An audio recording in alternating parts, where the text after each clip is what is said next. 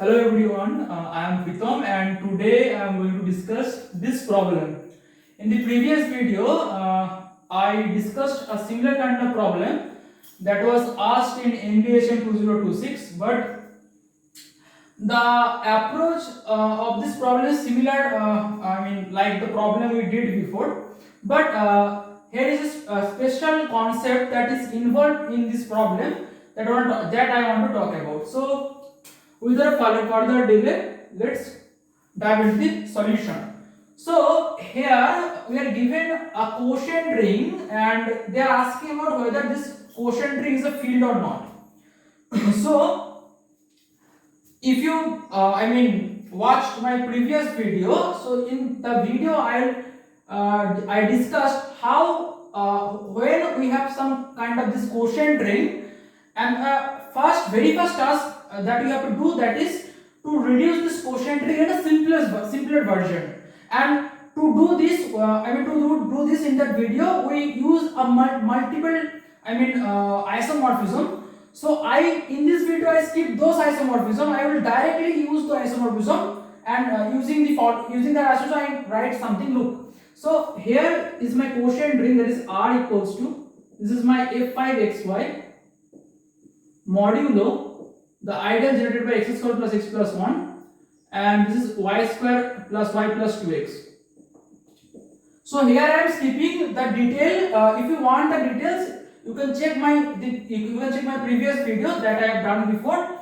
So using the logic that I used in the previous video, we can write this quotient ring as this. This is f5x modulo the ideal generated by x square plus x plus 1 modulo, and this is this thing y modulo the ideal generated by x square plus x plus 1, this is y square plus y plus 2x modulo the ideal generated by x square plus x plus 1. So from here to here we are using the map that I discussed before. Anyway, here there is two things. One is the third isomorphism theorem. So using the third isomorphism theorem, we have this quotient. So I am calling this quotient as k. So this is actually ky modulo, and this part reduces to y square plus y plus 2 alpha, the ideal generated by this, where alpha is basically the image of, okay, so alpha is basically wait a minute, so we are quotienting this thing by this thing. Okay, fine. So okay, so this goes to 0 and this, okay, so where alpha is basically the image of x under the canonical projection homomorphism. I mean, we are taking a canonical projection map from f5x to this quotient ring, that is f5x modulo the ideal generated by x square plus x plus 1. So under this canonical projection map, it takes any polynomial in f5x and it sends to a corresponding coset. So it takes any polynomial in f5x and it sends it to corresponding coset, that is px plus the ideal generated by x square plus x plus 1. So in particular, so this is true for any polynomial in f5x. So if we take in particular x, so it sends x to x plus the ideal generated by x square plus x plus 1. So this element I am calling alpha actually. Okay. So alpha is basically x plus the ideal generated by x square plus x plus 1. So this is my alpha. So ultimately this quotient ring reduces to this. I know you are wondering why from this step to this step follows the whole theoretical proof I developed in the previous video, and that's the reason that previous video is too long. Okay, so skipping the details in here. Okay, anyway, so up to this point, this quotient ring is isomorphic to this quotient ring. Okay, fine. Where my k, if we look the what is my k? My k is basically this quotient ring. This quotient ring, that is f5x modulo the ideal generated by x square plus x plus 1. Now look at this. We know because f5 is a field and f5x is basically a polynomial ring over a field. We know when you have a polynomial ring over a field, that is basically a PID. In a PID, any ideal generated by an irreducible element is maximal. So if we somehow check that this polynomial is irreducible over f5, so the ideal generated by this, so this ideal actually maximal, so the quotient ring will be a field. So now our task is to check whether this polynomial is irreducible over f5 or not. So now look, if we look closely to this polynomial, that is, so take this is as my gx. So this polynomial, so take this polynomial and call it gx. So gx basically x square plus x plus 1. So this is a polynomial in f5x. Look, to check the irreducibility of this polynomial over f5, first of all, this is the degree to polynomial. We know whenever we have a polynomial over a field fx and the degree of this polynomial is either 2 or 3. If the polynomial has a root in that field, then the polynomial is automatically reducible, and this condition is if and only. So in other words, if this polynomial has no roots in f5, then it is irreducible. It is very easy to check that this polynomial has no roots in f5. I am leaving it as an exercise for you. So since this polynomial has no root in f5, this polynomial is irreducible over f5. Because this polynomial is irreducible over f5, the ideal generated by this polynomial is maximal, and we are quotienting a ring with the maximal ideal. So the quotient ring, the resulting quotient will be a field. So this is a field. These two are equal. So k will be a field. So this implies this quotient ring will be a field. Okay. So this quotient ring is a field. Okay, fine. Anyway, so this quotient is a field. So up to this point, we get that this. So here is the quotient ring, where this k is a quotient ring which is a field. Anyway, now look. Now observe very closely. So ky is a polynomial ring in variable y, but here k is a field. So again we are using that fact. So we know any polynomial ring over field is a PID. So ky is a PID. We want to check that this quotient ring, the initial quotient ring R, is whether it is a field or not. And using the isomorphism, we get that this quotient ring is isomorphic to this quotient ring. To prove or disprove, up to this point we don't know. Either this quotient ring is a field or not. So if we want to check if it is a field or not, our task reduces to, because k is a field, ky is a polynomial ring over a field. If this polynomial is irreducible or reducible, so first of all, just look at this. If this is irreducible over this polynomial ring, over k, then this ideal is maximal. So the whole quotient is a field, and because this is isomorphic to this, so R will be a field. So this is our approach actually. So now our whole task reduces to this, that whether this polynomial, that is y square plus y plus 2 alpha, is irreducible over k or not. So how would I check actually? So look, so this is actually, so consider this polynomial and set it to, say this fy. This is actually y square plus y plus 2 alpha. And this polynomial we are taking over k, that is this over k in ky. So here we have a polynomial, a quadratic polynomial over the field k, and now our goal is to check whether this polynomial is irreducible over k or not. So how we will do this? So here, so the reason behind choose this problem is basically to introduce a concept how we deal quadratic polynomial over in general field with certain characteristic. Here is a key fact. We have to observe that. Look, before further proceeding, we have to make some observation. So what was the observation? The observation is very interesting. So for the time being, I am erasing this part actually. Okay. Look at this quotient ring. So I'm writing this quotient ring here actually. So the quotient ring is basically, so this quotient ring actually, this is ky modulo the ideal generated by y square plus y plus 2 alpha. We know if we have some polynomial ring over field and we are quotienting this polynomial ring by any ideal generated by some polynomial in that field, that is fx is a polynomial ring over a field f, and this polynomial fx is a polynomial over f, and we are generating an ideal by this, and we are quotienting fx by this ideal actually. We know that this quotient ring forms a vector space over f. So this quotient ring forms a vector space over f.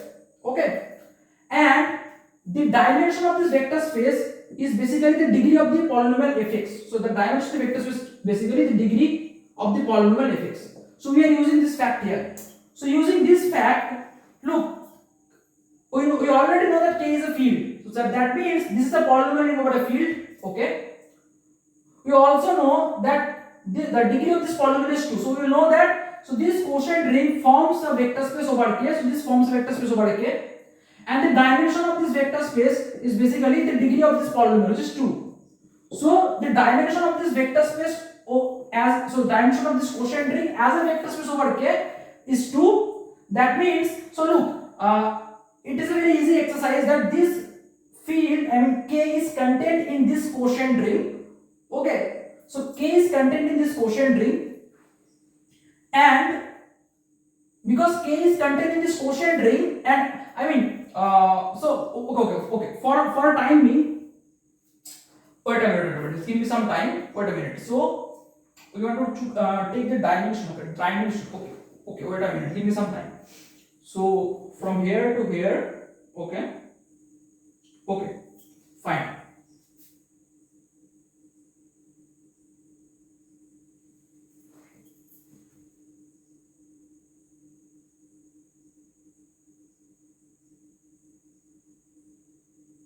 Okay, so I mean we'll back to this in some later. So before that, I have to make another observation. So you have to make another observation. Okay, so don't be confused with this. Anyway, so the thing that I am going to talk about, which is a theory that will be used in this problem.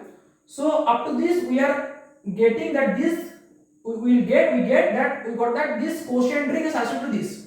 So I am erasing this part and write this quotient ring directly associated to this part. So I am erasing this part. So this thing. So what we get up to this is this quotient ring is associated to this is ky quotient modulo the ideal generated by y square plus y plus 2 alpha. Okay. So this. So I am just erasing this part.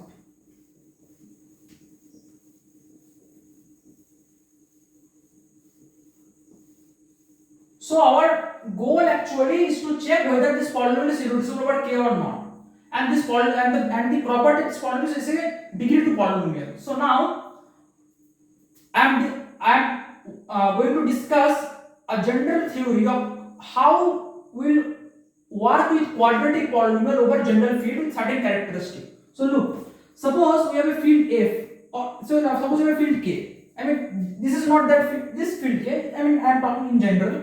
So suppose you have some field K, so K is a field.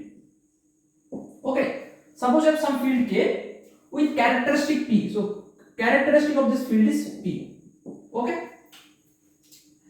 Now I take a polynomial Fi equals to ay square plus by plus c, where a is non-zero. Why? Because I am taking a quadratic polynomial. So I have some field K whose characteristic is P, and I am taking a quadratic polynomial over K. That is, this is a polynomial over in Ky or over K. Okay. I want to check. So what is, so now actually what I want to talk about? I want to talk about the roots of this polynomial over this field. So what I am going to talk about? So my goal is to find. So we want to find the roots of this polynomial Fy in this field K. Okay. So this is our goal. So we have to find the roots of this polynomial over this field. Okay. So how are we going to do that? Look, we know by definition of roots, if this polynomial has a root in K, that means if we plug that field element in that polynomial, so this part gives us 0. That means, in other words, we have to solve this equation. That is ay square plus by plus c equals to 0. Okay, so now our target reduces to this, to prove this, to solve this actually. So ay square plus by plus c is 0. Because our characteristic of field is P is any prime number, so I am breaking that prime number into two parts. Either P is 2 or P not equals to 2. So we are discussing two cases where first we will discuss where characteristic of this field is not equals to 2. Then we see in that scenario what happens, and then I am going to discuss that if my field has characteristic is 2, then what is going to happen. So this is our path looks like. Okay, anyway, so we have to solve this thing when my characteristic of this field, that is k, is not equals to 2. So we are discussing the roots of this polynomial over the field k, where the characteristic of this field is not equals to 2. Okay, so this is our argument actually. Anyway, so now look, I am multiplying both sides of this equation by 4a. Why? There is a reason behind that. At the end of this proof, you will get that. So anyway, so what I am going to do, I am going to multiply 4a by both sides. So if I multiply both sides by 4a, we have actually this is actually 4a square y square plus 4a by plus 4ac equals to 0. So this is what we get. So look, I am going to do something. So I am writing this part here actually. So this will give me some space here. So this is actually, so my r is isomorphic to, this is ky modulo the ideal generated by y square plus y plus 2 alpha. Fine. Now I am writing this part here actually. So this is actually ay square plus by plus c equals to 0. I am multiplying both sides by 4a. So this will gives us, so this is 4a square y square plus 4a by plus 4ac equals to 0. Now look, this is actually 2ay whole square plus 2ab. So this is my 2ab, so this is 2a, this is actually 4ay. We will need another b, so I am multiplying this by b plus b square, and this is minus b square. I am just I make this thing in a perfect square form actually. So this is my our goal actually. So minus b square plus 4ac equals to 0. So this implies this is actually 2ay plus b whole square. This is equals to b square minus 4ac. So after this, what we get this. So here is a crucial thing. Look, because the characteristic of our field is not equals to 2. So we are talking about the characteristic of a field where the characteristic is not equals to 2. This is the case. This is case 1 when characteristic of the field k is not equals to 2. Characteristic of k not equals to 2. Because characteristic k not equals to 2, so here 2 is here 2 and 0 are different thing. 2 and 0 are different thing. Using the logic, because 2 and 0 are different thing, this implies 4 and 0 are different thing. That means any multiple of 4 is non-zero. That's why I am multiplying by 4a, because 4 is a multiple of 2 and we know 2 is non-zero. Any multiple of 2 is non-zero and a characteristic k not equals to 2 field. So that means we are multiplying non-zero number both sides of this equation, and this process is reversible. What do I mean by reversible? I mean by reversible is that if I'm multiplying this equation by 4a, and because 4a is non-zero, I can divide this equation by 4a to get from here to here. And this is I'm allowed to do in this scenario where characteristic is not equals to 2. This is the importance of the characteristic k not equals to 2. Okay, anyway, so after this we get this thing equals to this. Now this is called a discriminant. If you saw the quadratic formula in general when we have a polynomial over real with real coefficient, that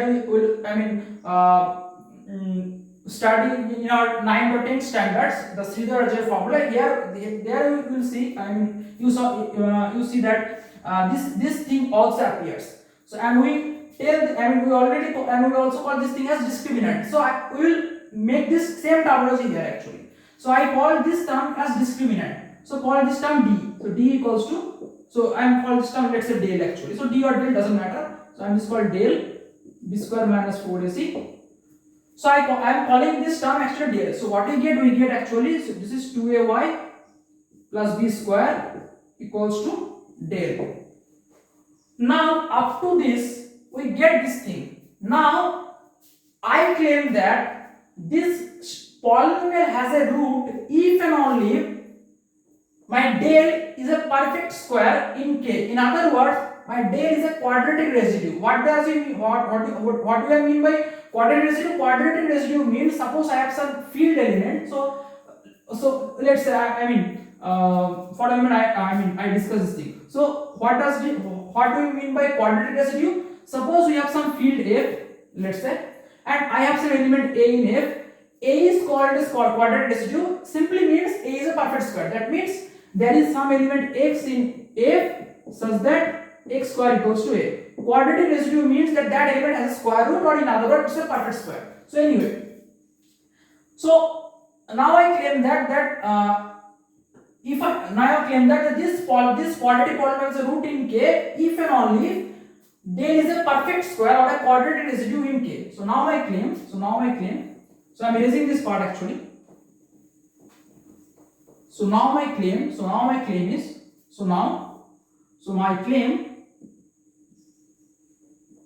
the given quadratic polynomial. So Fy. The given quadratic polynomial is Fy. So Fy has a root in K if and only if del is a perfect square. In K. What does it mean a perfect square in K? That means I can write del as some d square where d belongs to K. This is the meaning of del is a perfect square in K. Anyway, so first it is given that Fy has a root in K. So what does it mean Fy has a root in K? That means there exists some element R in K. So I am proving the forward direction. So suppose Fy has a root in K. Suppose Fy has a root in K. Fy has a root in K. Because Fy has a root in K, this implies there exists an element R in K such that Fy is 0. This is the definition of a root of a polynomial in general. So Fy is 0. What is my Fr? So my Fy looks like Ay square plus By plus C. So my Fr will be Ar square plus Br plus C equals to 0. Okay. Now look, we already know that if we have this expression is equivalent to this expression. So I can write if we have this expression, I can write this expression. So this means from here if we start with this expression using the same calculation we did here, I can write this is actually 2ar plus b square. I am just putting r in place of y. So 2ar plus b square equals to del. Okay. Now look, here is a very important thing. Because the starting polynomial, that is my Fy, is basically ay square plus by plus c, and this is a polynomial over K, that is in Ky. This means the coefficient a, b and c all are coming from the field K. Using that fact, so in particular a and b are element of K. Okay, so a and b are element of K. By our assumption that r is a root of this polynomial in K, so r is an element in K. Because we know, so a, b, r all elements of K. K is a field is closed under addition and multiplication. Using this fact, the whole term 2ar plus b is an element of K. So I am calling this element 2ar plus b, let's say d. So d is, so by this logic, because 2ar plus b, that is d is an element in, why is an element in K? Because a, b, r all are element of K. K is a field is closed under addition and multiplication. So this implies d is an element in K. Anyway, so we get del equals to d square, where d is an element of K. And this is the definition of quadratic residue. That means del has a square root. That means del is a perfect square. So anyway, so what we get? We get that if we assume that Fy has a root in K, this implies that del is a perfect square. So we are proving the first forward direction. Now I am going to prove the backward direction. That is, I am erasing this part. That is, if del is a perfect square in K. So now I am going to prove the backward direction. The backward direction says, if my del is a perfect square, then Fy has a root in K. So let del is a perfect square. So suppose del is a perfect square. Del is a perfect square. Okay. So now I am supposing del is a perfect square. That means perfect square in K. Okay. So in K. So this implies, what does it mean? It means there exists some, so it is a perfect square. So there is some d belongs to K such that d in K such that, so because del is a perfect square, del can be written as d square format. Del equals to d square. Okay. fine. But look, so del equals to d square. Okay, fine. Now we are using this condition actually, because del equals to d square. I am putting the value of del from here to here in this equation. So this equation says that the 2ay plus b its square, this is equals to del, but I am assuming that del is a perfect square. There is a perfect square, that means del can be written as d square. So this thing actually equals to d square. So after this we are getting this. Now look, we are bringing this d square from here to here, this side. So this is actually 2ay plus b whole square minus d square equals to 0. Okay, fine. Now I am using a very basic property of, we already know that, I mean we are very used to used to use this fact actually, that is a square minus b square equals to a minus b into a plus b. But we are using, when we started this thing, this is actually true for real number. But now I am proving that if we have any commutative ring, in that commutative ring I am able to prove this thing actually. But this is true in general for any commutative ring. Why? Because the reason is very simple. Suppose R is a commutative ring. Okay, so suppose R is a commutative ring. It need not have the unity element. I mean 1 multiplied into it doesn't matter. Either it has 1 or not.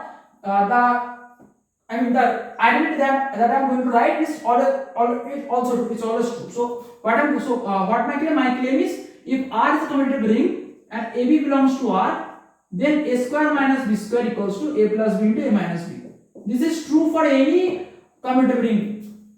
I mean, it is not necessary that is true also for real number. This is true for any commutative ring. Why it is true? The proof is very simple. So I am erasing this part actually to make some space. So look, why this is true? Look, so I have some commutative ring, let's say CR R and AB are elements of R. Okay, fine. Now, so what I have to do? We have to prove that a plus b into a minus b equals to a square minus b square. Why this is true? This is very easy exercise. Just multiply this. So what we get? This is actually a square plus ba minus ab. Minus b square. This is minus b square, because the ring is commutative. AB and b are same. So you can write BA in place of AB or AB in place of BA, it doesn't matter. So this is actually a square. This is, I can write BA as AB because the ring is commutative. This is the logic behind this. Minus AB minus B square. This and this cancel out and we are left with a square minus B square. So this is the reason. So in any commutative ring, we can write a square minus B square as a plus b into a minus b. I am using this fact here because look, all the elements in this form are elements of K. K is a field. A field is by definition a commutative ring with unity. So it is particular is a commutative ring. So I am able to use this fact here. So using this fact, what we get? We get that. So this is actually a minus b into a plus b. So this is actually 2ay plus b minus d into 2ay plus b plus d. This thing is equals to 0. So after this we are getting this. Now here is another important fact. Because F is a field, these are all elements of field, and because field is closed under addition and multiplication. So all are elements of the field K. Because K is a field, by definition it's an integral domain. We know in an integral domain, if we have the product of two elements and it is equals to 0, then one of them must be 0. This is the definition of integral domain, because either this or 0 or this 0. Because we know integral domain doesn't contain 0 divisor. This is the reason behind this. So we have the product of these two things 0, and these are all elements of this field K. So every field is an integral domain. So in an integral domain, if we have product of two element which vanishes, so one of the element has to vanish. So this means either this 0 or this 0. So using this fact, we have what we have. We have this is actually either 2ay plus b, either 2ay plus b minus d equals to 0. This means this is equals to d, or 2ay plus b plus d equals to 0. I am writing this as minus d. That means I am just bringing the d from left side to right side. So this will yield to these two equations. Okay. If we use the first equation, here we have 2ay plus b equals to d. Now look, here is a very crucial portion, because my field K has characteristic not equals to 2. This means 2 is different from 0. Using the fact that 2 is different from 0, we can write that any multiple of 2 is different from 0. That means in particular 2a, the element 2 is different from 0. So 2 is non-zero in K. K is a field. In a field, we know every non-zero element is a unit. It's invertible, so 2a has an inverse. So that means, so 2a has an inverse, so I can multiply both sides by the inverse. So I am, so 2a has an inverse, and I am writing this by 2a inverse.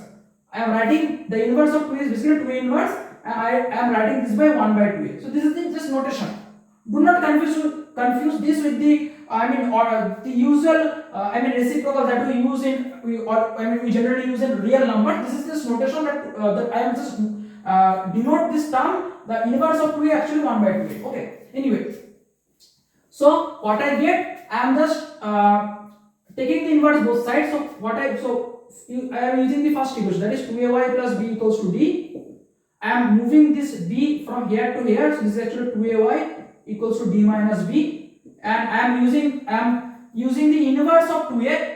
I am multiplying the inverse of 2a both sides of this equation. So this is actually, if we multiply the inverse of 2a both sides, so inverse of 2a and 2a cancels each other by definition, that a into a inverse is identity, and if we apply identity in any term, this yields the direct element, that is y equals to, this is 2a inverse into d minus b. Now look, a is an element of k. Why? Because a, b by definition is a coefficient of this quadratic polynomial. So these are elements of k. Okay, because the polynomial lies in ky actually.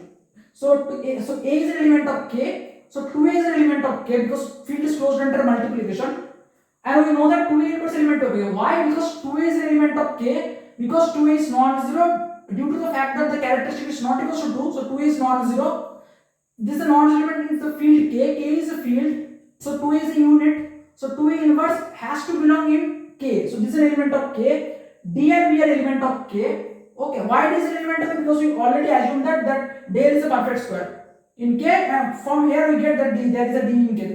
This is the guarantee that d is in k. So d is in k, b is in k, this is in k. So and field is closed under additional multiplication. So this whole thing is an element of k. So that means y is an element of k. Using the similar logic, you can prove that if we take this equation also, from here the unknown y is also belongs to k. So what we have proved just we just proved that if my del is perfect square in k in a field characteristic not equals to 2, then the quadratic polynomial is root in k. So this is a very crucial result. So what we proved up to this, that I am erasing all of this and make a proper fact here that we proved up to this.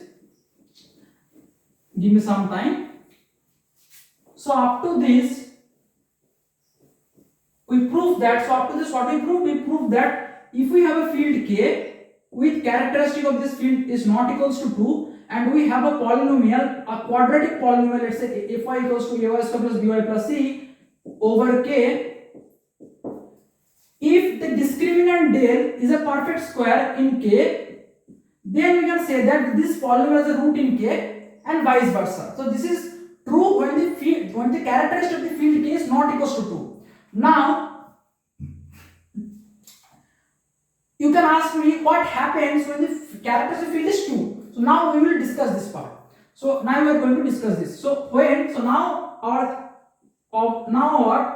goal is to observe that or discuss that what happens when the characteristic field is 2. So now we are going to discuss that what happens when characteristic field is 2. So look, now here we are doing the same thing. That is what our objective. Our objective is to find the roots of this quadratic polynomial over this field k. But here what changes? The characteristic of the field changes. In the first case, the characteristic of the field is basically not equals to k, not equals to 2. Sorry, here the characteristic field is 2. So in all of the scenarios, thus the characteristic field changes. Okay, so now we will see that why characteristic is very important in field theory.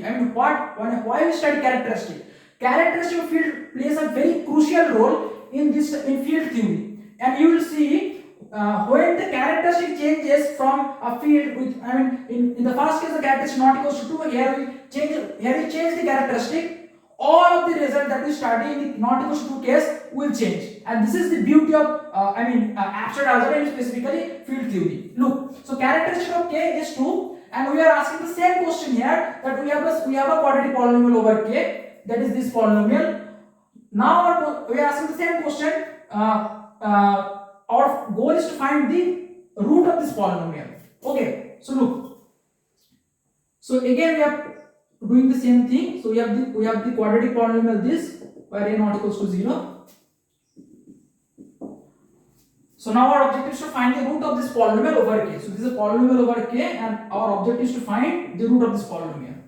Now, if you remember that in the previous case, in the characteristic and not equals to 2 case, we multiplied the starting equation. What is our objective? Our objective is to find the root of this polynomial. In other words, to solve the equation. And these two are actually equivalent. To find the root of this polynomial or solve the equation, in case this is the same thing. Okay, anyway. So if you remember in the first case, we multiplied both sides of this equation by 4a. But because in the previous case the characteristic of the field K is not equals to 2, 4a is non-zero, so we can multiply non-zero thing both sides, and the process is reversible. That means from the second step we can divide by 4a, and because 4a is non-zero in the previous case, we can divide by non-zero. But here, because the characteristic of this field 2, what does it mean by the characteristic field 2? Characteristic 2 means we have to add bare minimum 1 2 times to get 0. That means 1 plus 1 is 0, and this is bare minimum. Okay, so that means in K, because the characteristic of K is 2 by definition, here 1 plus 1 is 0, that means 2 is 0. So in characteristic 2 field 2 is 0. Using the same argument, this means 4 is 0 and any multiple of 4 is 0. So 2 and any multiple of 2 is 0. So in other words, if we want to use the same technique that we applied before, that is multiply by 4a, that won't be work here. Why? Because if we multiply by 4a, here 4 is 0, any multiple of 4 is 0, that means 4a is 0, this term is 0 here. So if we multiply both sides, in the forward direction, it doesn't make any difference, but in this case the process is not reversible. Why is not reversible? Suppose,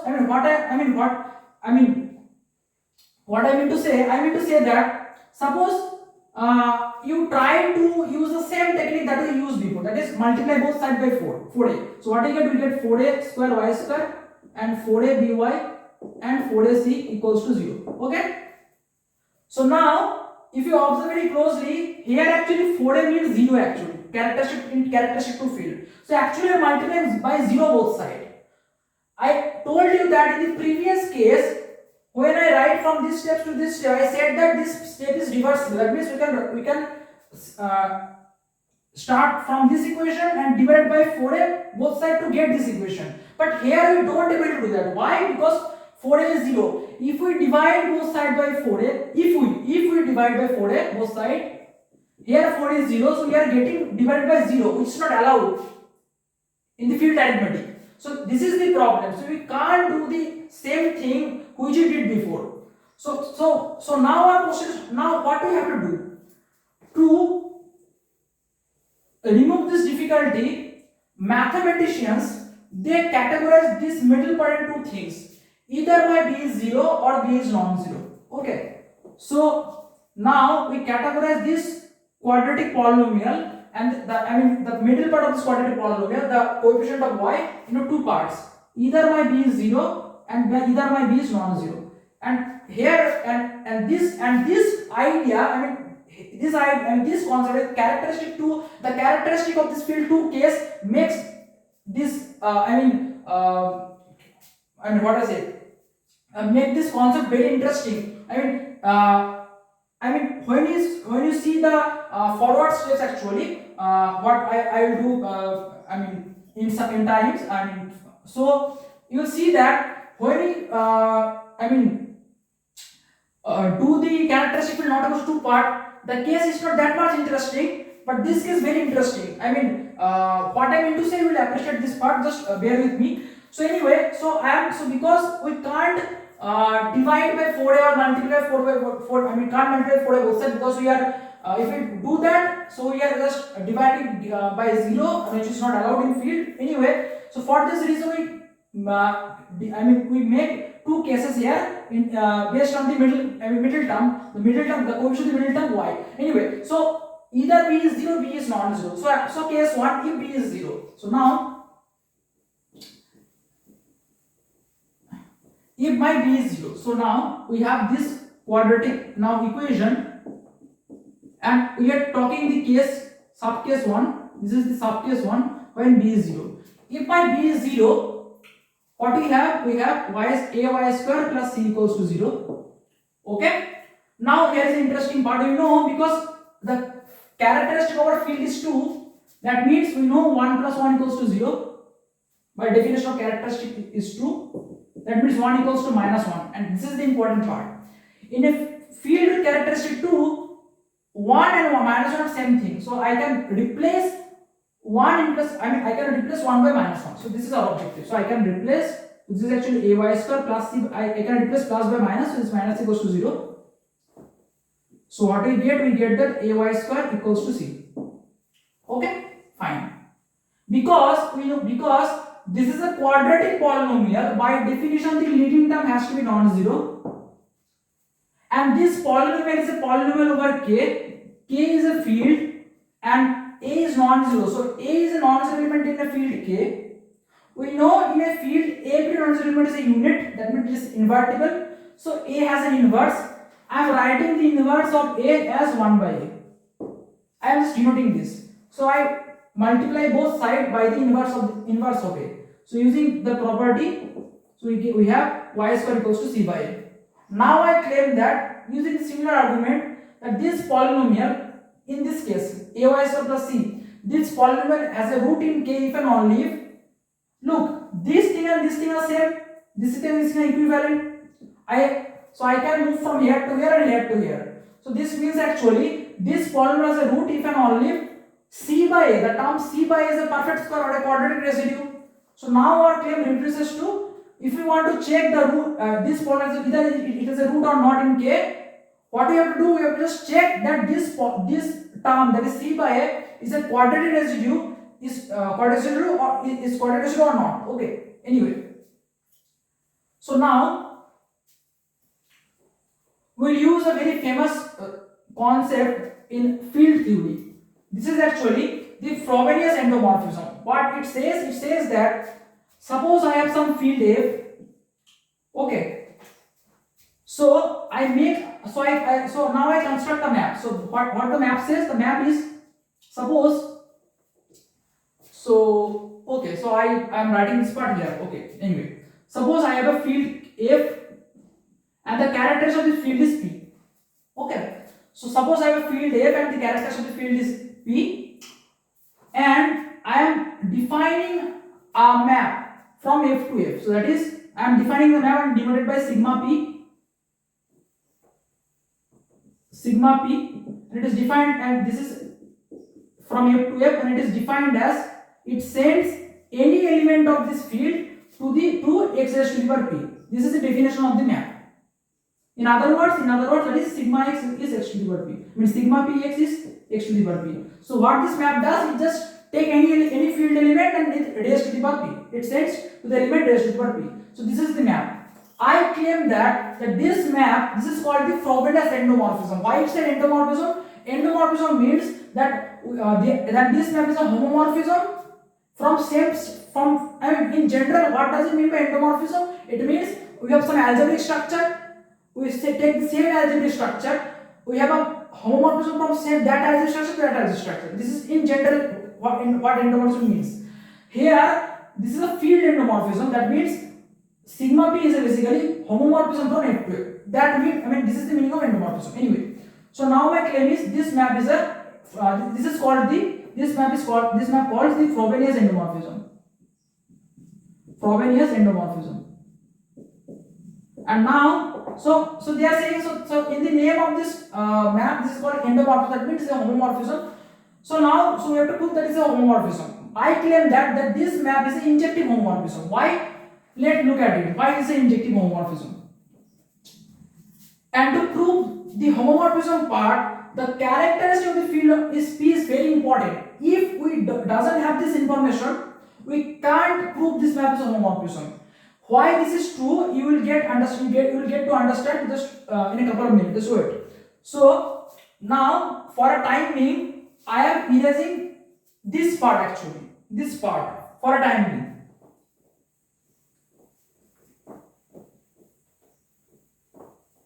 Okay. So now look at this map, the Frobenius endomorphism from F to F, and it is given that the characteristic of this field is P. Don't confuse with this to K. This is a general fact I am going to use in this proof, but I think it is my duty to provide the insight, all the details in the proof that whatever fact I use in the proof of this problem, I think the solution of the problem, I think it is my duty to get an intuition and get a rigorous argument why this is true. Okay, so anyway, so sigma, I defined sigma p from F to F, and what it does, it maps x to x to the power p.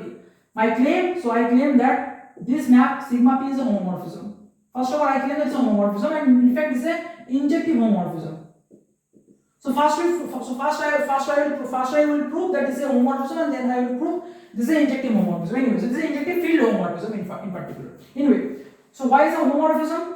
That first of all, to prove some map is a field homomorphism, we'll check four things. It has to be set 0 to 0, 1 to 1, and it has to respect the addition and multiplication of the field structure. Anyway, so first of all, if we check the addition part, look. So sigma p of x plus y, this is by definition x plus y raised to the power p, because the characteristic of this field is p. We are using the Freshman's div identity, which says that in a field with characteristic p, we can write x plus y to the power p equals to x to the power p plus y raised to the power p. The proof is very simple, because look, so here we have to use the binomial theorem in general ring.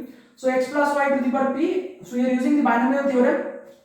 Except the first and last term, in all the terms there is a factor of p, because we are in the characteristic field with p. So p is basically 0, so p and any multiple of p is 0. So except the first and last term in the binomial expansion, all the term is getting 0, and we are left with the first and last term. This is the logic behind this. Okay, anyway, so this is actually Freshman's identity. So this is actually x to the power p plus y to the power p. X to the power p is basically my phi px, and this is my phi py. So what we get that so the given map phi p, it respects the addition. Now we have to check whether it respects the multiplication or not. Again, by definition, this is actually x y raised to the power p, because look, we are doing all the work in the field f, because x and y are element of f. Field is closed under multiplication, so x into y is an element of f. We know in a field, every field is by definition a field is a commutative ring, and in a commutative ring we know xy raised to the power p is basically x raised to the power p into y raised to the power p. You can prove this by induction. So I am leaving this as an exercise for you. So I can write this as this, because the reason is because xy is an element of field, and field is commutative by definition. So this is actually sigma px and this sigma py. So what we get, that sigma p respect addition and multiplication. If we take sigma p 0, by definition is actually 0 raised to the power p, which is 0. If we take sigma p 1, it is 1 raised to the, that is 1. So it respect addition multiplication, it sends 0 to 0 and 1 to 1. So this is a field homomorphism. Now I proved that part. Now our goal is to prove that is an injective map. To prove some homomorphism injective, we have to prove that, check that the kernel of this map is trivial. So now I am going to prove the injective part. That is, this map is injective. So to show that this map is injective, we have to prove the kernel of this map has to be the trivial homomorphism. Sorry, not trivial homomorphism, is the zero ideal or zero D. Anyway, so what is the kernel of, so this is our goal actually. So our goal is to prove that kernel of sigma p is basically the zero D actually. Okay, anyway, so what is the kernel of sigma p? By definition, here lies all elements of f such that basically x to the power p equals to 0. I claim that if in a field, so now my claim in a field, okay, I am proving a general fact. In a field, if x raised to the power n is 0 for all n belongs to n, I am proving this part. I am proving this fact. In a field, if x is non-zero, then x raised to the power n is non-zero for all n belongs to natural number. And this result is true for any integral domain also. The field is not necessary. This is true for integral domain. Why this is true? Okay, so we are going to prove this. Okay, so we have to prove. So what do you have to prove? Look, why I'm writing this fact. You have to understand every steps. Okay, so look, the definition of kernel says that it contains all the field elements such that x raised to the power p elements x raised to the power p equals to 0. That's it. And I claim that this has to be the singleton zero set. That means 0 is the only element that satisfies this. We know in any ring, if some element satisfies this condition, a to the power n equals to 0 for some n, this element called the nilpotent element of this ring. So that is, so this thing actually equivalent is, it says that 0, if you want to prove that this map is injective, we have to prove that the kernel should not be the 0 element. Technically this means that 0 is the only nilpotent element in this field. Okay, so what you have to, I claim that x to the power p is 0 implies x equals to 0. And this is equivalently saying that if x is non-zero, that means x to the power p is non-zero. So you have to prove this actually. We want to prove this, and this is actually equivalent to saying this. We have to prove this. We are using this counter, the negation part actually of the statement. So look, this is a particular case of this general fact that if x is non-zero in integral domain, x to the power n has to be non-zero. And this is very easy to check. We are using so you can prove this part by mathematical induction. So okay, so I will prove this for you. So look, why is this true? So my claim, in an integral domain, if x is non-zero, then x to the power n is non-zero, and this is true for all natural number n. So the base case n equals to 1. For n equals to 1, look, x non-zero, so x to the power n is x, automatically it is given that x is non-zero. So the base case, so this is true. The inductive step what says that we are assuming that this result is true for n equals to k, for some fixed integer, positive integer. So let's say this is true for n equals to k. That is, we are assuming that if x is non-zero, then x to the power k is non-zero. Now we have to check whether this result is true for n equals to k plus 1. So if I take x to the power k plus 1, this is actually x to the power k into x. We have to check if x is non-zero, whether x to the power k plus 1 is non-zero. Look, by the inductive hypothesis, we assume that if x is non-zero, x to the power k is non-zero. So this thing is non-zero, and by assumption x automatically non-zero. Look, x to the power k and x, or these all are elements of this given integral domain. In an integral domain, you know, it doesn't contain any zero divisor. That means in an integral domain, a non-zero multiplied by non-zero will get a non-zero element. So this is actually non-zero. So what do we get up to this? We checked the base case. We assume the result for n equals to k, and prove the result for n equals to k plus 1. Then by the principle of mathematical induction, this is true for any natural number. Because this is true for any natural number, this is true for any particular any prime number also. So this is true for this p also. So what we get? We get that. So we get, using this fact, we get this, and using the negation, we get from this to this. That means the kernel contains the zero element. That means this map is injective. So up to this, we get that this map is a injective field homomorphism. Now I am going to use a very basic fact here. If this field is finite, then this map sigma p, the Frobenius endomorphism, this is an automorphism. Why this is true? Why this is an automorphism? What is the reason behind this? Look, the reason is very simple. Here we are going to use a very basic fact in the theory of function. We know that suppose x is any arbitrary set, x any arbitrary non-empty set, and we have a function from x to x.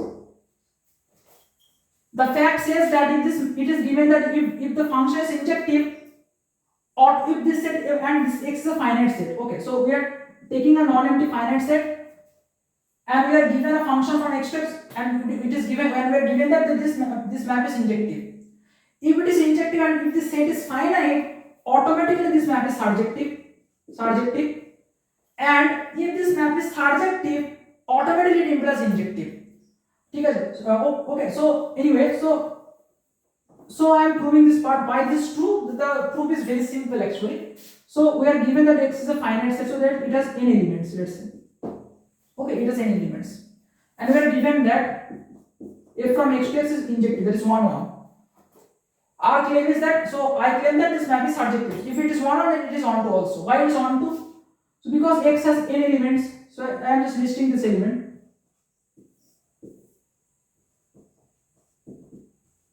Okay, okay. Anyway, so because this map is 1 1, every element has a exact every element has distinct element has distinct image.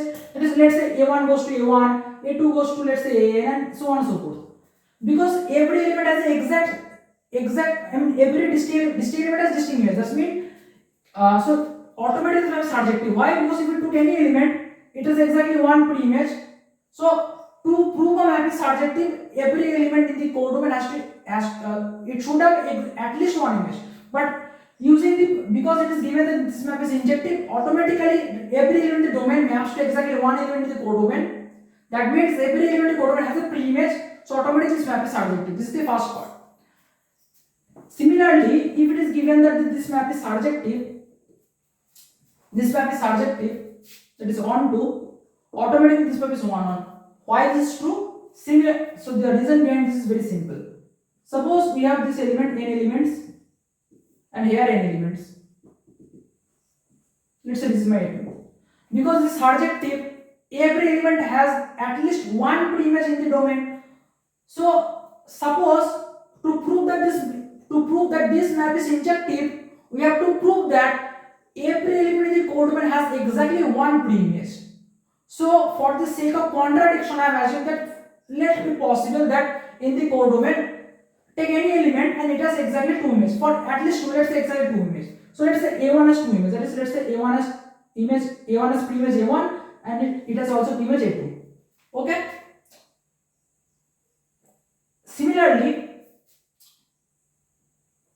if we take a, because this map is injected, this onto that surjective, every element in the code has a pre-image. Similarly, an also has a pre-image. Okay. So if we take an for a moment, it also has a pre-image. Suppose it has a pre-image. Let's say this. Let's say so look, I am proving this for 3 elements. So this is very easy for you to understand, to see the pattern here. In general case, it is little bit difficult. So suppose this had 3 elements. Let's say a1, a2, and a3. This is very easy to understand actually. a1, a2, a3. Suppose a1 has 2 pre-images. So you have to give a pre-image to a2 because this is a surjective map. So if we take the pre-image a2 here, we have to now give the pre-image a3 also. If we try to give the image a3 to this, then the definition of function fails. If we try to give the pre-image this, then also the definition of function fails. And if we try to give a3 to this a1, the definition of function also fails. This means in the codomain, every element should have exactly one pre-image. That means the map is injective. This is the proof behind this. So I am going to use this fact here. Okay, so now we already proved that this map sigma p from F to F, this is a injective field homomorphism. Because F is finite, so basically it's a homomorphism, so that means a function. First of all, it's a map now. So it's a map, and the map is injective. If we take the field is finite, we already proved the result that in a finite set, if we take a map from a finite set to that to itself, and if the map is injective, automatically it's surjective. So because this map is injective and the field, that is it underlying set is finite, so it is surjective also using that fact. So this map is a bijective map. This is a bijective, this is a homomorphism. So basically this is a isomorphism on same set to same set. That means in other words it's a automorphism. This is the reason to say that reason should say that this map is an automorphism. So sigma p is an automorphism. Okay. Now we are proving another fact. What fact? That look, I claim that if we have a finite field, if we have a finite field, suppose we have a finite field f such that characteristic of f is 2, then every element in this field is a quadratic residue. That means every element has a square root, or in other words, every element is a perfect square. So in a finite field with characteristic 2, every element is a quadratic residue. Don't be intimidated with the term quadratic residue. This is nothing. This is simply means that the element is a perfect square. So quadratic is a very fancy name actually, quadratic residue. So I claim that if we have a finite field with characteristic 2, every element is quadratic residue, or every element is perfect square. Why this is true? The reason behind this is, look, the reason is very simple. Suppose I have a field f and such that characteristic of this field is 2. Okay. So suppose I have field A with characteristic of this field is 2. Now I claim that every element in this field is a perfect square. I define the sigma 2, I mean the Frobenius endomorphism, because the field has characteristic 2, so the corresponding map is sigma 2 from f to f. Because the field is finite, you already know that if we have a finite field, the Frobenius endomorphism is basically an automorphism. So this means sigma 2 is automorphism. What does mean by automorphism? This means this is a bijective homomorphism. But here we use the fact that because the bijective map in particular is a surjective map. That means if we take any field element, so pick any field element. So okay, because the map is sigma 2, what it does, it takes any field element and it sends to x square. It takes any element x and it sends to the square of this element. Okay. So now, because the map is surjective, take any field element, let's say A belongs to F in the codomain.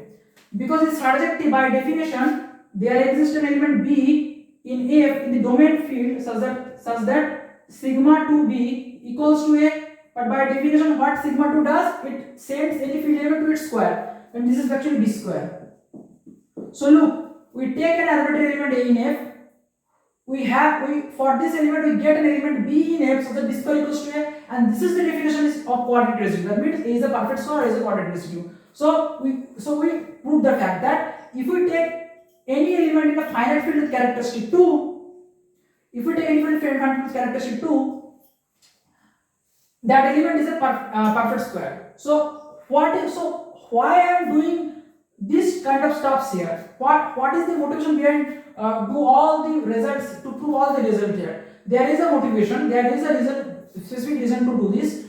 The reason is actually I have used these types of these facts here actually. Look, we get that if we have a finite field with characteristic 2, using the fact that the Frobenius endomorphism is automorphism, we prove that if we take any element, that element is a perfect square or a quadratic residue. And wait a minute, so that means if you take any element A, it is a quadratic, that means it is a perfect square. In other words, it has square, so that it has a square root. I claim that this B is unique. Why this B is unique? The reason behind this is this map is a bijective map. It's an automorphism, in particular it's a bijective map. If we see this as a function, it's a bijective function. That means if you take any element in the codomain, there is exactly one preimage. That means the B is unique. That means in a field with characteristic 2, in a finite field with characteristic 2, if you take any element, there is a unique square root of this element. Unique square root. This is the important part. Why I am telling all of you this? The reason behind this is, now look, where I discuss this part actually. So don't forget what is our initial, discussion. The initial discussion that is discussed, that is to talk about the root of this quadratic polynomial. When we are discussing the polynomial in a field with characteristic 2, that means the situation is basically characteristic of k is 2 and we are dealing with the subcase where b is 0. Up to this we calculate this part, and then our goal is, then I said that this polynomial has a root if and only the element c by is a perfect square. What is the guarantee that c by is a perfect square? This is the reason I prove all this stuff actually. Look, because the character of this field is 2.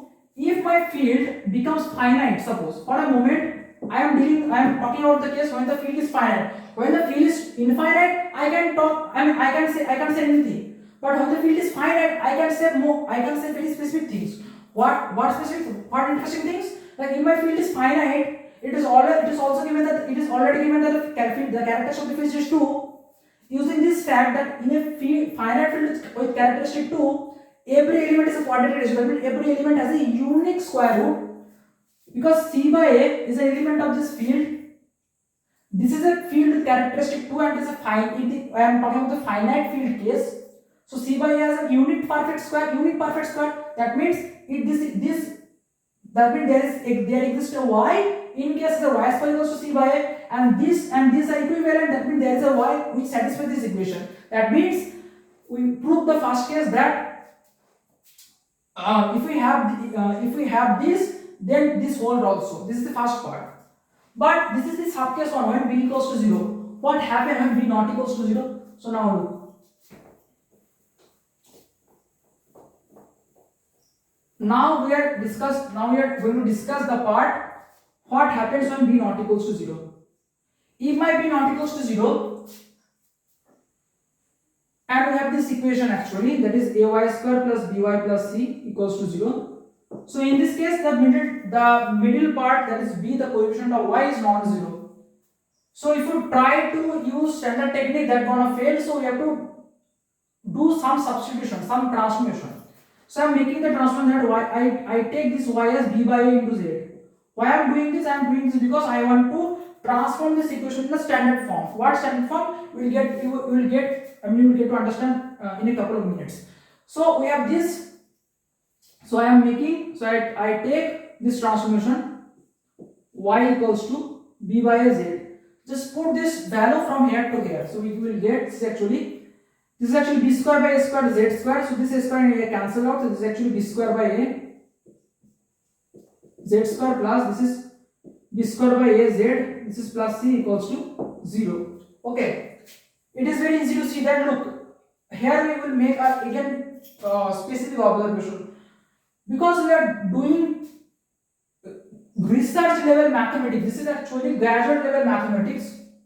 We have to very careful when we do this kind of things. You have to very careful. We have to know the logic behind every single steps. That's why I am trying to give you all the details that may be possible. From my side. Anyway, so from here now. Look, because by definition, the element a, this is the coefficient of this polynomial and this is the polynomial over k, so a is an element of k. So this is an element of k and b is an element of k, so b square by is an element of k. So this is an element of k. First of all, I claim that this element is non-zero. Why this is non-zero? This is very easy to see. The reason is very simple, because look, we already assumed this case that b is non-zero. Because b is non-zero and b belongs to k is a field. So if we square it will be non-zero. Why? Because b square means b times b and b is non-zero. So we are multiplying non-zero times non-zero and both the elements are in the field k. In a field means it's an integral domain. In an integral domain it doesn't contain zero divisor. That means if we multiply non-zero times non-zero we will get non-zero. So this is the reason behind b square is non-zero. Because a is non-zero in k, it's a non-zero in k is a field, so every non-zero has a unit section as the inverse. So I am calling the inverse of a as 1 by a. B square is an element of k, 1 by is an element of k, okay, and k is a field. So if we multiply these two, that is b square into 1 by is an element of k also. That means b square by is an element of k also. But this is not the important thing. The important thing is basically this. We know the inverse of anything is always non-zero. So 1 by is non-zero, b square is non-zero. These two elements are belongs to k. K is a field, it's an integral domain. Non-zero times non-zero is non-zero. So b square by a is non-zero. This is the crucial observation that b square by is non-zero. why I am telling to you, I am telling all of this, because what is the motivation behind to say that b square by is non-zero. The reason is very simple, that I am to take, because b square by is non-zero. Up to this we have proved that b square by this term is non-zero, and this is an element of k. Because k is a field, every non-zero element is a unit, that means it is an inverse. So b square by is an inverse.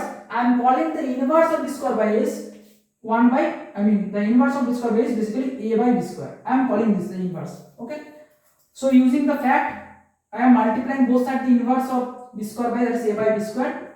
I am multiplying a by b square, this is actually z square plus z plus ac by b square equals to 0. So after this we will get this. So now I am calling the ac by b square part as capital D. So let's say call it capital D. So what we get that z square plus z plus d equals to 0. But we know that because the characteristic field is 2, actually we are talking about characteristic 2 field. So in a 2 characteristic field we already saw that one in a 2 characteristic 2 field 1 equals to -1. So I can write -1 in place of 1. So this is actually minus d equals to 0. I am bringing this minus d from this side to this side. So this is actually z square plus z equals to d. So now all this discussion reduces to this. Now I am saying that in this scenario, this polynomial has a root if and only d can be written in this form. What is the guarantee that d can be written in this form? What does it mean that d can be written in this form? Look at this expression. This is a very famous expression. What is this? This is the Artin-Schreier map actually. What is Artin-Schreier map? This is actually, what is Artin-Schreier map? Artin-Schreier map says actually, so suppose we have some field f, define a map phi from f to f by phi z equals to z square plus z. This is called the Artin-Schreier map. It sends any element of this field to this z square plus z. So in other words, this polynomial, this equation has a root in k if and only this term d, this is called the normalized constant. This term d is in the image of the Artin-Schreier map. If this is the image of the Artin-Schreier map, then we can say that this polynomial has a root. So this is the overall discussion of the quadratic, the roots of a quadratic polynomial in a field in general with characteristic p. Okay, so one thing that I want to say that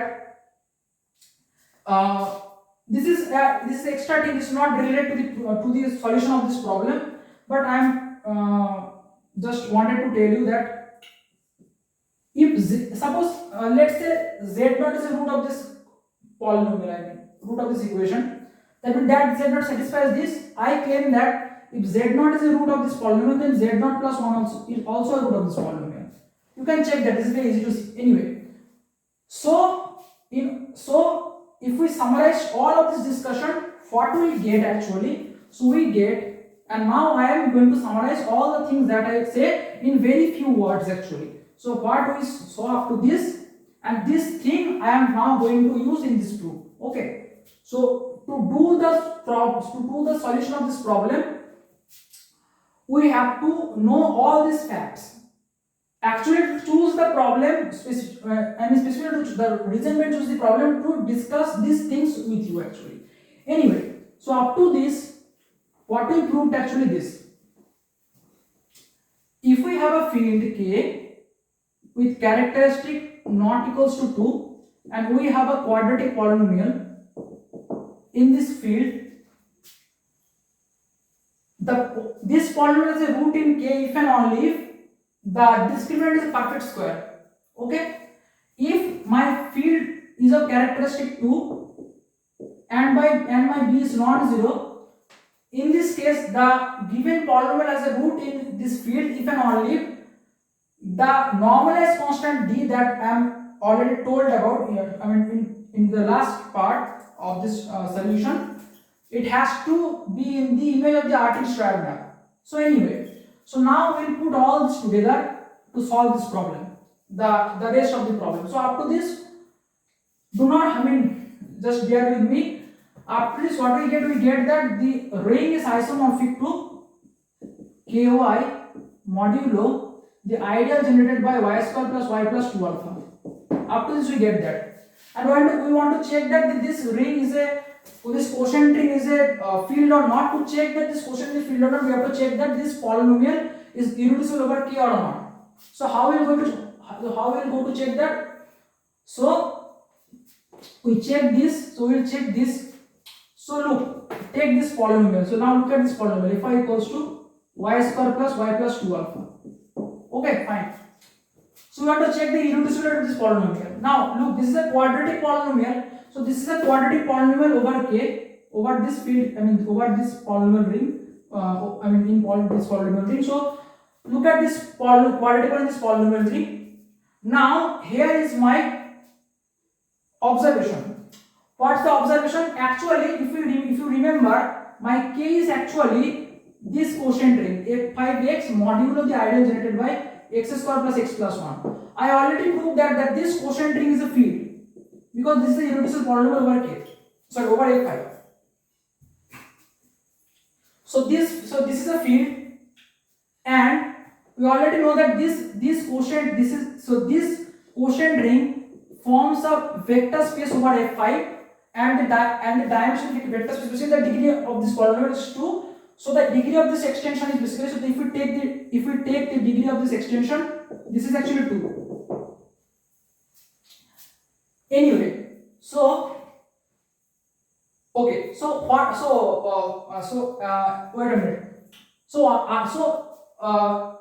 Why I talk about this kind of thing? The reason behind this is basically I want to apply the theory that I discussed just a few minutes. A few minutes ago, that when we have a field with characteristic, one side is characteristic 2 and one side characteristic not equals to, what is going to happen to find the roots of the quadratic polynomial.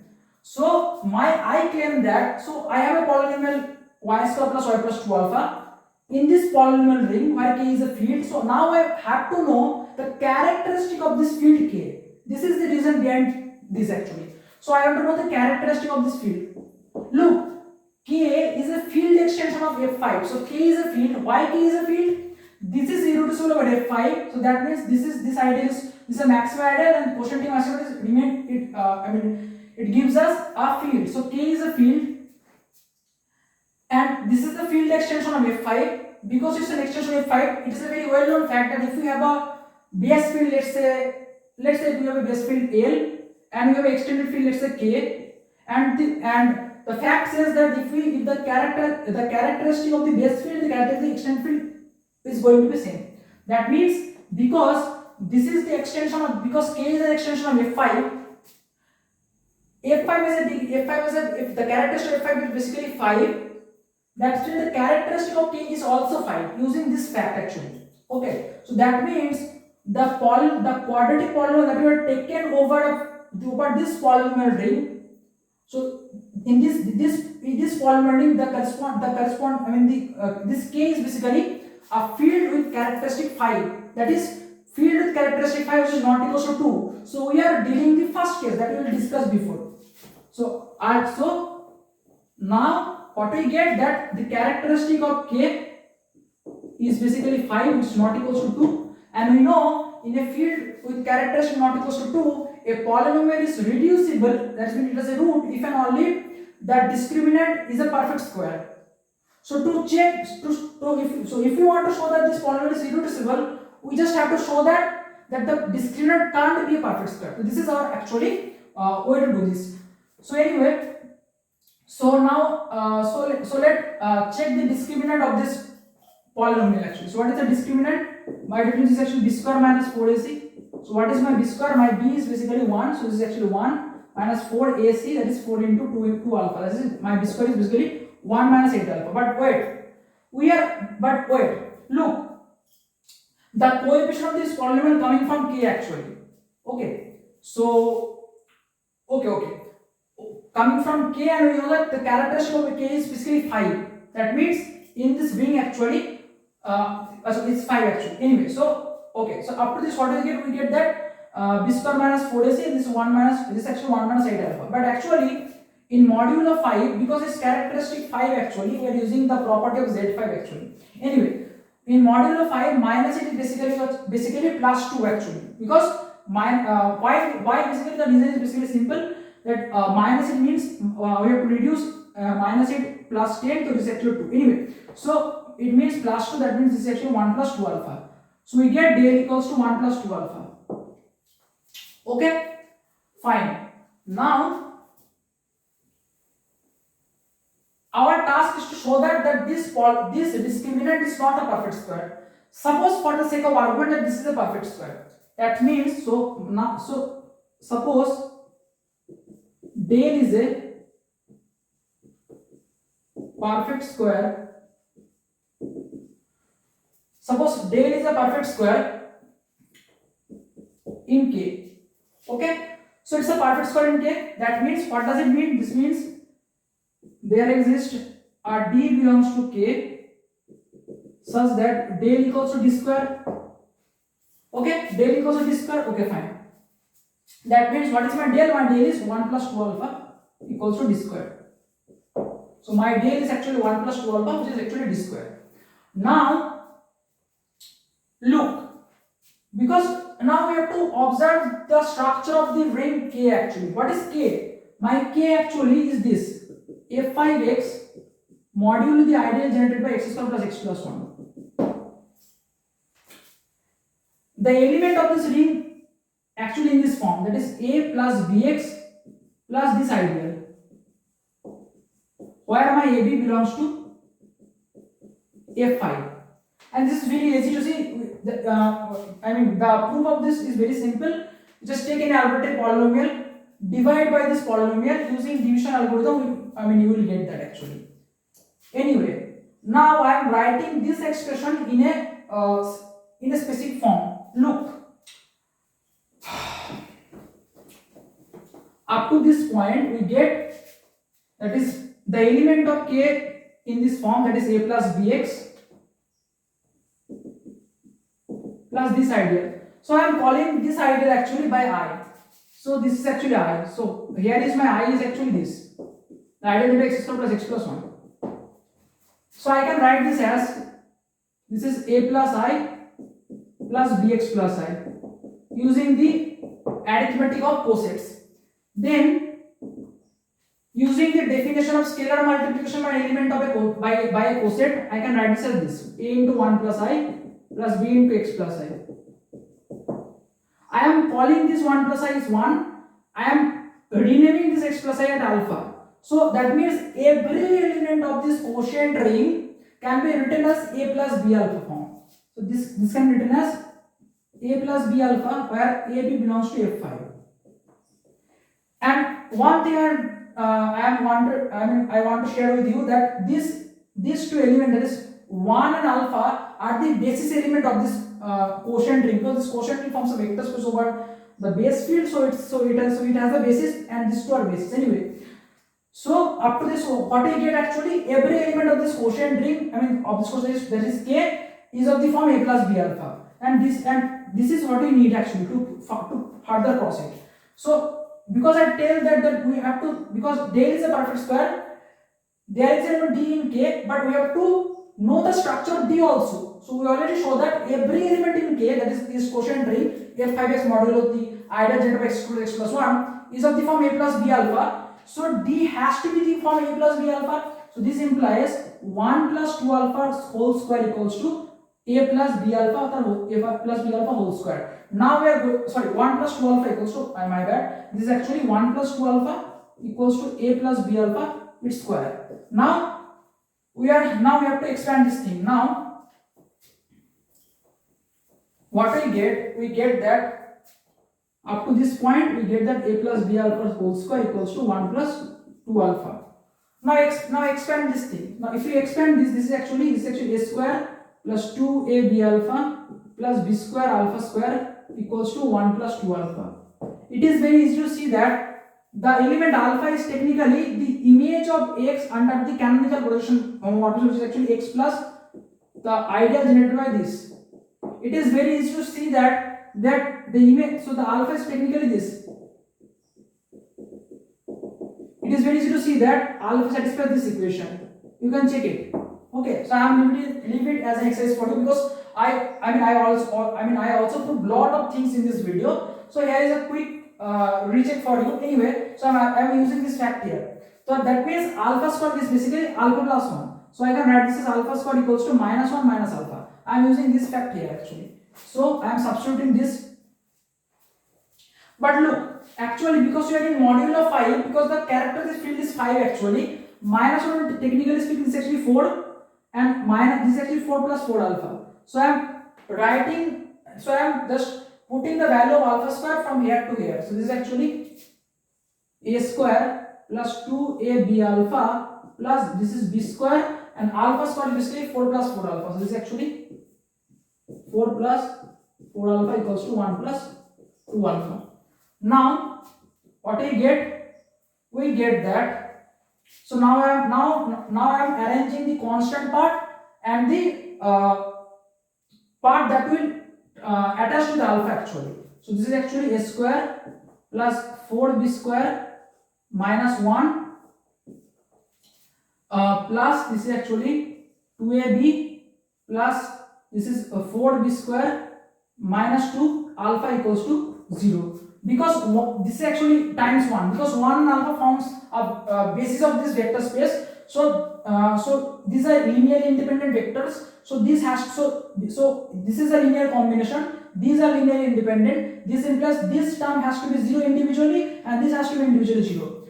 Now this is very easy to see. I am leaving it as exercise for you. You will check that if you use these individual equations, these two equations, if we calculate further, this will give a very basic contradiction. That means del can't be a perfect square. If del can't be a perfect square, this polynomial has no roots in k. In other words, this polynomial is irreducible. So what we get? We get that this quotient ring is isomorphic to this quotient ring. This polynomial is irreducible over k. Because this is irreducible over k, that means this is a maximal ideal. This quotient ring is a field. These two are isomorphic, so this has to be a field. So this is the complete proof of this problem actually. I know that the solution of this problem is the solution of this problem is very short, but the theoretical machinery behind this is, I wanted to share all of these tools and theoretical machinery behind this, because I feel personally that if you want to solve a problem very quickly, use use very minimal kind of information to solve this. The theoretical foundation of your has to be very strong. That's why I want to introduce all of these steps to do this problem. If you want to do this problem is hardly takes 2 to 3 minutes. Hardly takes. You can do this problem less than that time. But the idea is basically the motivation to solve this problem, to basically introduce with you the idea of the roots of a quadratic polynomial is generally filled with characteristic P. What happens when the field, the character of the field is 2? What happens when the character field is not equals to 2? And this is the motivation to discuss this problem with you. I hope you will get to understand all of this that I will discuss here. And thank you for watching.